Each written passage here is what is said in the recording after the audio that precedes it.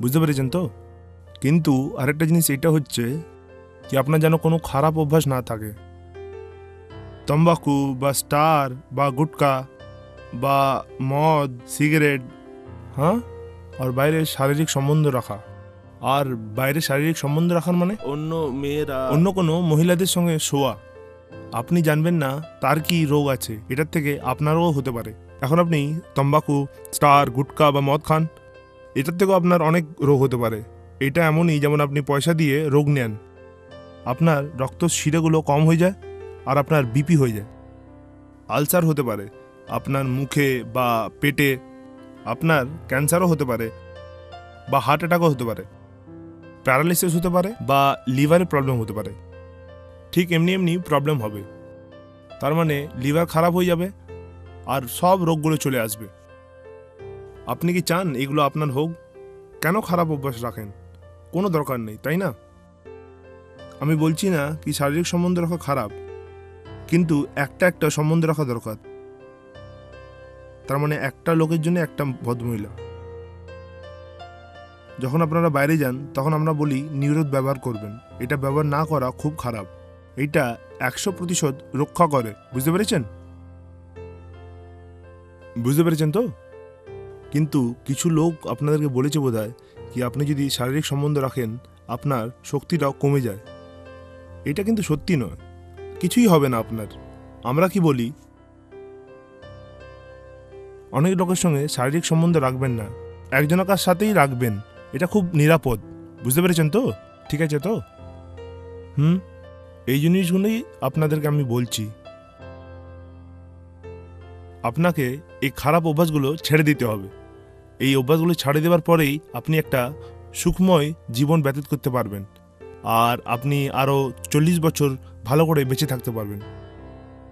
এই এইচআইভি হওয়ার পরে আপনার এমন একটা পরিস্থিতি হয়ে যাবে কি আপনি এই ভয়ের কারণেই মারা যেতে পারেন।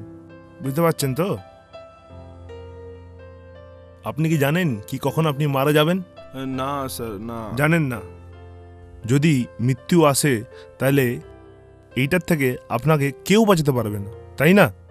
এটা একদম 100% সত্যি কথা। সবাইকে একদিন মরতে হবে, কিন্তু কেউ জানে না সে কবে মরবে।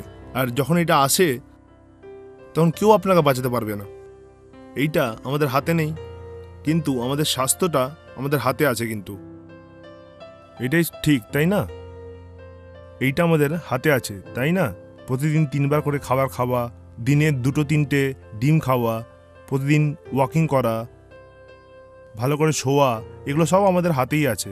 আর কোনো যেন খারাপ অভ্যাস না থাকে। বুঝতে পেরেছেন তো? এই জিনিসগুলো আপনি করতে থাকুন।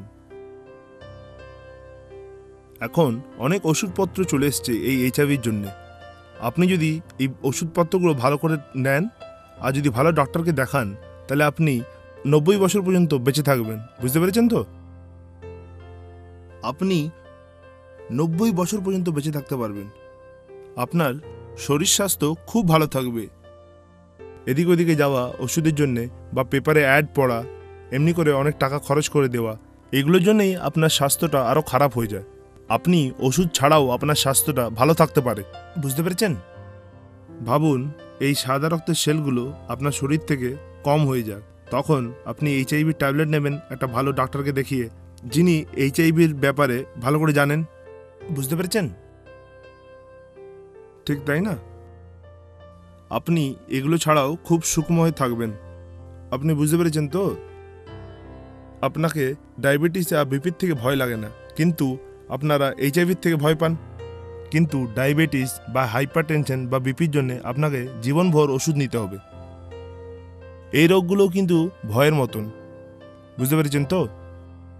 আপনাকে খাবারও খুব নিয়মিত রূপে খেতে হবে। খাবারটা কিন্তু খুব নেপে তুলে খেতে হবে। যদি আপনি এগুলোকে নিয়মিত রূপে না রাখেন তাহলে এই রোগগুলো খুব ভয়ানক।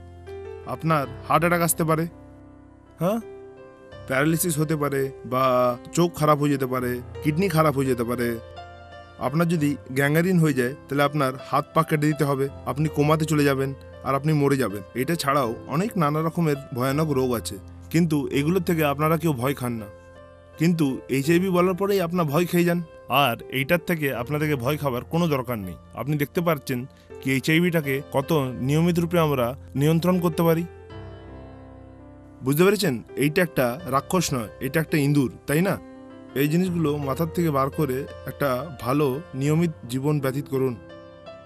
এখন আপনি একটা পরিবারে থাকবেন, সেখানে বাচ্চারা হবে, আরও লোকরা হবে, আপনি ওখানে থাকবেন কি করে? আপনি এদের সাথে বসবেন, খাবার খাবেন, আর আপনি নিঃশ্বাস নেবেন ওদের সাথে বসে, তাই না? বুঝতে পেরেছেন? আপনারা একটাই বাথরুম ইউজ করবেন বা একটাই পায়খানা ইউজ করবেন, মশা কামড়ানো বা অন্য পোকামাকড় কামড়ানো, এইগুলোর থেকে এইচআইভি কিন্তু আসবে না। বুঝতে পেরেছেন তো?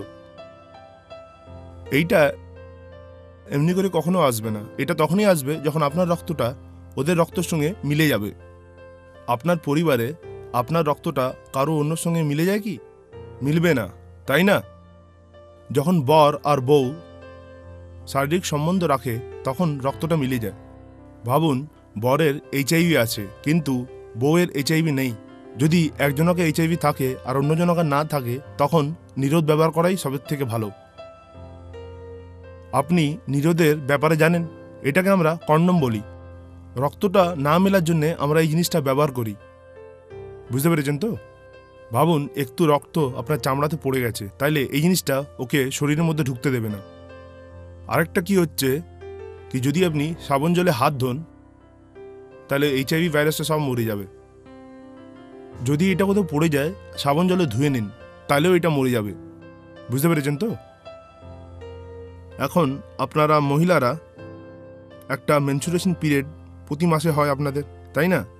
যদি রক্তটা আপনাদের কাপড়ে থাকে, কি করবেন আপনি? কাপড়টা গরম জলে দিয়ে সাবান লাগিয়ে ধুয়ে ফেলুন। এর থেকে বেশি কিছু করার দরকার নেই। গরম জলে ভিজিয়ে 5 মিনিট রেখে দিয়ে আপনি ধুয়ে দিন, সব কিছু পরিষ্কার হয়ে যাবে। বুঝতে পেরেছেন তো? আপনি বলবেন, আমি খাবার বানাই, আমি এটা করতে পারি কি? অনেকজনই এই প্রশ্নটা জিজ্ঞেস করে, তাই না? আপনি বলবেন, আমি ঘরে একা থাকি, আমাকেই বাচ্চাদের জন্য খাবার বানাতে হয়, আমি খাবার বানাতে পারি কি? এটা কি খাবার থেকে আসে? হ্যাঁ, আরেকটা প্রশ্ন কি, এটা খাবার থেকে আসবে না। যদি রক্তটা কিছু জিনিসের উপরে পড়ে থাকে, আপনি ওই জিনিসটা কোনোদিনই খেতে দেবেন না। আপনি ধোবেন, তারপরে খাবার বানাবেন, তারপরে আপনি খাবার সবাইকে দেবেন। যখন খাবারটা বয়েল করবেন তখন এই জিনিসগুলো সব মরে যায়। বুঝতে পেরেছেন তো? যদি বাই চান্স আপনার শরীরে এটা ঢুকে যায় তাহলে কিচ্ছু হবে না। কেন কি, যখন এটা আপনার মুখে ঢুকবে তখনই এটা ওখানে মারা যাবে। আমাদের মুখে কিছু এনজাইমস থাকে যে জিনিসটা এটাকে মেরে দেবে আর এইচআইভি ভাইরাসটা মরে যাবে। যদি আপনার মুখে কাটা থাকে আর রক্ত বেরোয় তাহলে এই জিনিসটা ঢুকে যাবে। বুঝতে পেরেছেন তো? এই জিনিসগুলো সাধারণত হয় না, ওই জন্য আপনি কোনো টেনশন নেবেন না, কোনো কিছু চিন্তা করার দরকার নেই, আরাম করে থাকুন। আপনিও খাবার বানাতে পারেন। আপনার বাটি বা প্লেট বা গ্লাস সেপারেট রাখার দরকার নেই। বুঝতে পেরেছেন তো?